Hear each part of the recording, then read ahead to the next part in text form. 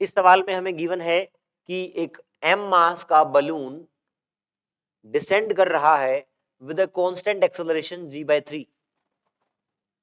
अगर उस बलून में से m मास को निकाल दिया जाए तो बलून ऊपर की तरफ उठना शुरू कर देता है विद एक्सेलरेशन g/3। तो इसमें m की वैल्यू कितनी होगी? समझते हैं सवाल को। अगर ये एक बलून है, बलून मास m और ये आपका स्टार्टिंग में नीचे की तरफ g/3 से एक्सेलरेट कर रहा है।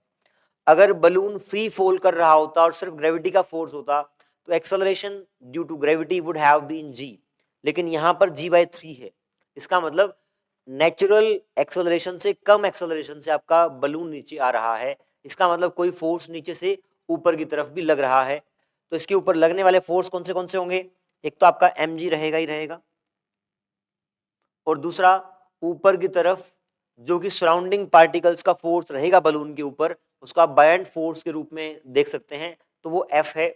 यहाँ पर F ज्यादा mg ज्यादा रहा होगा, तो mg minus F is equal to mg/3, equation number 1। Second case में क्या हुआ है? आपने बलून में से m मास निकाल दिया है। बलून में से m मास निकालने के बाद भी हम बलून का जो वॉल्यूम है उसको सेम कंसीडर करेंगे। अगर बलून का शेप, उसकी वॉल्यूम सेम है तो बायंट फोर्स अब भी F ही लग रही होगी। तो यहां पर फोर्स को हम सेम मानेंगे और नीचे जो वेट है वो आपका घट जाएगा, m माइनस m इंटू जी हो जाएगा। और इसके बाद ये पता है कि मास स्मॉल m निकालने के बाद ये बलून ऊपर की तरफ g/3 से एक्सेलरेट करने लग गया।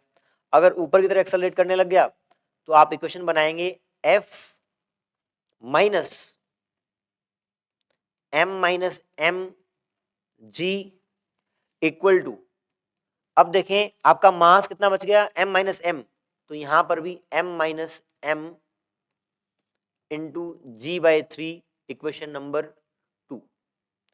इक्वेशन नंबर 1 और 2 को अगर ऐड करेंगे तो यहां लिख रहा हूं मैं उसको F माइनस, इसको एक्सपैंड कर रहा हूं, ये हो गया आपका माइनस mg, ये माइनस प्लस होगा, इसके साथ मल्टीप्लाई होगा plus mg, plus small mg, और सामने आपका m माइनस m g/3, ये इक्वेशन हो गई। ऐड कर दें दोनों को यदि, तो आप देखें f से f कटेगा, mg से mg कटेगा, और इस साइड आपका सिर्फ mg रह जाएगा। और यहां पे देखें mg/3 और ये वाला m mg/3, तो 2mg/3,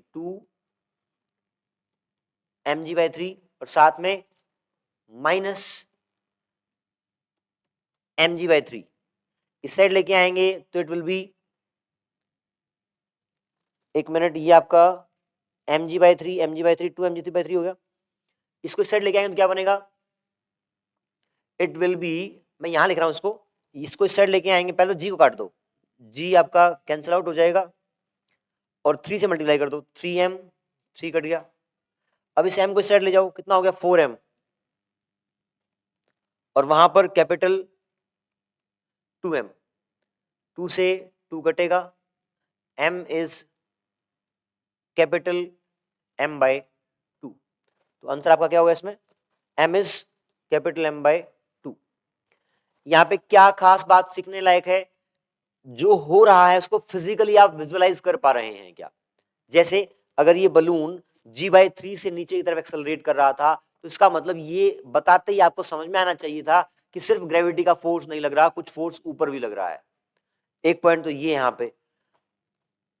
इसके बाद आपको सिंपली ये पता होना चाहिए कि एक्सेलरेशन नीचे है तो नीचे वाला फोर्स बड़ा होगा, अगर एक्सेलरेशन ऊपर है तो ऊपर वाला फोर्स बड़ा होगा। उसके बाद तो सिंपल इक्वेशन फॉर्म करके आपको मैथमेटिक्स लगा के सोल्व करना है। बेसिक चीज जो विजुअलाइज करने लायक थी वो यही थी कि अगर g/3 नीचे है तो आपका कोई ऊपर की तरफ फोर्स लग रहा होगा।